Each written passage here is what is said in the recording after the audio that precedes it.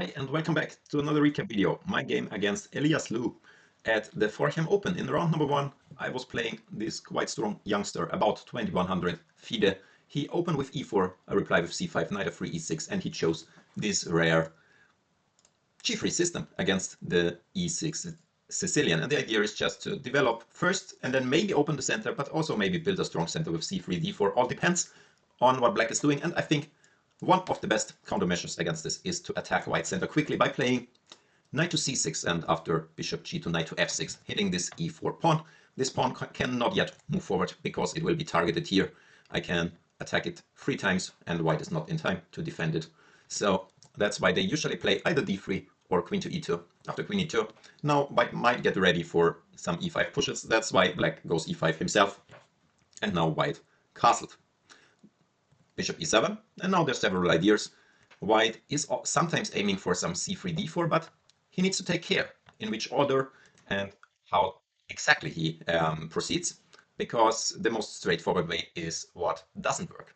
So they can start with knight a3, knight c4 ideas. They can also start c3, knight a3, and also there are some ideas like d3, knight a3, knight c4. So different move orders, different nuances, but we will just stick to the game and have a look at the rising middle game. So he played c3 castles and rook d1, and that's actually already a mistake. And lucky for me, I had the same position like 3 weeks ago in another classical game, and I played also d5, which is good. And after takes, queen takes. The queen is quite secure here, despite being in this discovery, because tactics just don't work out for white. For example, knight e4 I can take with the knight, hitting the white queen so that my queen can't be taken after pawn takes, queen takes, black is a pawn up. Also, knight to e5 doesn't work due to queen takes e5. It's important now that our king is already castled, so that bishop c6 doesn't eliminate the knight with a check. So black is also just a piece up here. After this, white should do something like d3, after which I go rook d8 and rook e1, trying to really liquidate all the central pawns, even give away the d3 weakness, and then try to target the e5 later. And white is, more or less keeping the balance. But in the game, my opponent didn't find this temporary pawn sacrifice, but instead went for knight g5. Hitting my queen, but actually I can ignore it and hit his queen. And now he's already in kind of some trouble. He needs to play queen takes g4, queen takes g2, some, major trades happening, but after knight g4, black is in the driver's seat. This knight is hanging, and black is having more shares of the center. Pawns might roll down the board. So now he played h4, and this is a crucial moment. The best option would have been to just play some normal stuff like h6 and maybe expand with f5 or play rook to d8. However, I had another idea to really play on the light squares and try to set up a blockade. And this worked quite well in the game. White could have defended better, but we will study this kind of blocking mechanism and this domination idea to really force the white pieces to stay passive, to lock them in.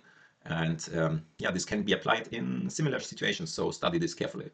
So what I played was bishop g5 and then e4. The idea is this pawn wants to fix this pawn and this pawn, and if those pawns can't challenge the e4 pawn, my knight will come to d3 or to f3, and imagine a black knight hopping into d3, then all this queen side is stuck. So that's the strategic goal, and if black manages to achieve that, then the position is just lost for white.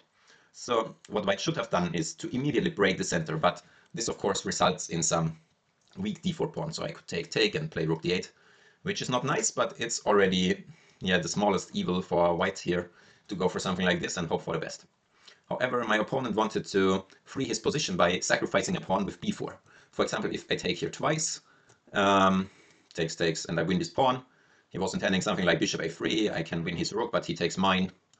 And this position is not clear at all, because I'm just a pawn up, but his pieces all got out, the e4 pawn being weak, and maybe I cannot hold onto it. However, once you're offered material, you're not forced to take it. And instead of playing for material advantage, we can play for some positional advantage. And the move I'm talking about here is to play c4. Now we are already locking the position more, and as you can see, it's quite impossible now for white to ever play d4. And that actually means that his pieces will be stuck for quite a while, especially this bishop on c1. And basically this position is already positionally winning, and we will see how to continue with that kind of bind on the white position, how to improve the pieces, and how to make use of that fact that we have like 4 pieces versus maybe just this single rook. So we have locked in the pieces, and the next step is to make use of that, that those 3 pieces are just out of the game. So he played knight to a3, I played knight e5, defending the pawn, also getting ready to jump at some later stage.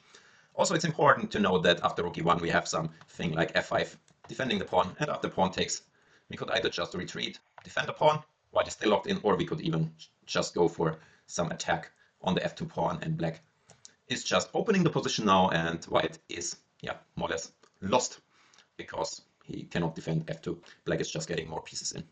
So that did not happen in game. He tried knight to b5, trying to create maybe some trouble here or there. But I went rook to d8, stopping knight d6 ideas. Knight can go to d4, but not really doing anything big there. And the knight cannot really take here. It's very suspicious if this one knight is going pawn hunting on its own. My idea was to play rook to d5, locking in the knight. And now the natural a4 would even not work, because rook a8, knight b5, rook b5 wins a piece due to the unprotected rook on a1. So here, basically, I stopped after something like b5. Now he is ready to defend the knight, but at the same time, he is saying that this knight is just out of the game for the next 5 moves, and I can just open the position on the other side of the board, like f6, for example, and black will break through against the f2 pawn. So that didn't happen. After knight b5, rook a d8, he played knight d4, knight d3, hitting f2, rook here, and I simply attack this pawn. And no surprise, white is not able to defend it because he's just missing his bishop and his other rook. So the conversion is pretty simple. I win a pawn, and that's already like converting the positional edge into something more tangible. And white, right, f4 takes, knight takes, already rook cannot take because of forks on the first rank. So knight takes, rook e8, all black pieces in the play, rook e2 maybe incoming, very dangerous. And yeah, white gave up this g5 pawn, but conversion was not so difficult. At some point, I think the winning plan is just to sacrifice the exchange and enter with rook e2 with a winning attack. Of course, you need to take care how to do that and calculate that out, and also there's no rush to do it. I first improved the king side, stabilizing the g4 knight. White could absolutely just wait around, no activity, cannot challenge the e-file, cannot really double the rooks, there's always some knight incoming, so he just needs to wait passively.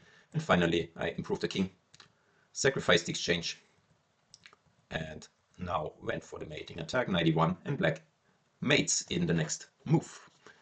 So king f4, pawn to g5, or rook takes e1, rook to f2. So what's this game about? This game should give you some idea of how to play with a blockade, how to really lock your opponent's pieces. Sometimes you get a chance to do that, and once you seize that chance, it's sometimes more important than grabbing material. For example, in this situation, it would be a horrible mistake to grab the b4 pawn, because it would allow all the white pieces to get out. Meanwhile, the positional approach is the right one, fixing the d2 pawn and thus locking in all the queenside pieces. So let me know your thoughts on this. Have you ever applied this concept on your own? Or do you know some classical game where one side applied exactly this strategy? I think there is a very famous one. Maybe some of you know. Write it in the comments. What's the name of the game? I will also look that up. But yeah, I have that game in mind. So I'm curious if anyone knows. So thanks for watching. If you like my videos, please like and subscribe. And I really hope to see you in the next one. Bye.